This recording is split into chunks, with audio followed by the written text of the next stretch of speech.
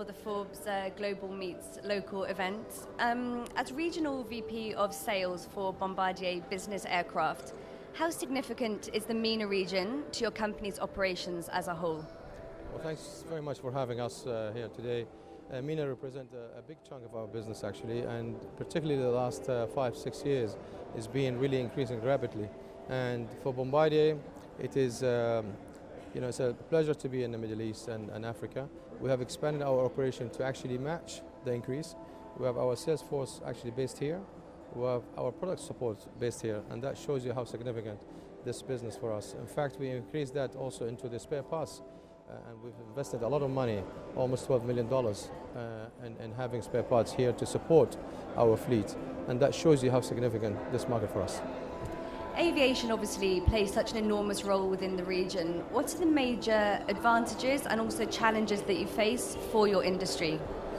The advantages, the Middle East has actually expanded the business. The individuals, the entrepreneur people no longer invest in their own country. They are spending money and investing around the region, which means there's more travel required. So that's for us is a good thing. And also the infrastructure, there's not a lot of airports around the region. And for a businessman who wants to travel and come back home on the same day, obviously he needs his private jet.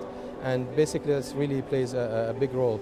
And the challenges we have, still there's a big part that we need to close into in terms of regulations, in terms of financing as well, and the challenges of the small airports, individual airports for business aircrafts and FBOs.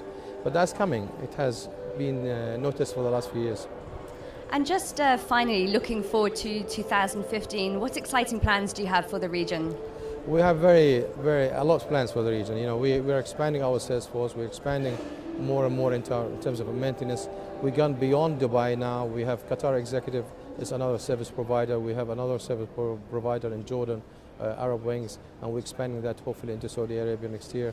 We're also looking at the product point of view. We are expanding on the Learjet. We're going for the Learjet 85. For the Challengers, we've gone already for the Challenger 650, a brand new airplane. Okay, and we moved into the Globals, the 7 and 8000. So there's a lot of development for this region. Products, services, and human resources. Well, that's going to keep you busy for a while. Thank you so much for joining me. Thank you for having me. Thanks.